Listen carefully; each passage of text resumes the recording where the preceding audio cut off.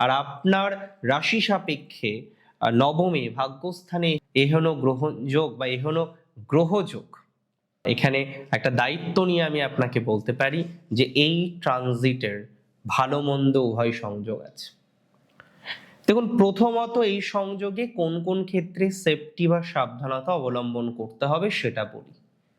Very first, আপনাকে এই সংযোগের খেয়াল রাখতে হবে যে রং বা ভুল যোগাযোগ যেন তৈরি না হয়। একটা যোগাযোগ হচ্ছে না, ভেরি গুড, কিন্তু ভুলভাবে যেন কোনো যোগাযোগ তৈরি না হয়, এটা মাথায় রাখতে হবে।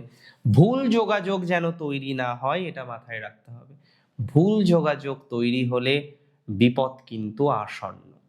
তাই এই সময় যোগাযোগ হচ্ছে না, well well and good, but ভুল যোগাযোগ যেন তৈরি না হয় সে বিষয়ে আপনাকে বিশেষ সচেতনতা রাখতে হবে।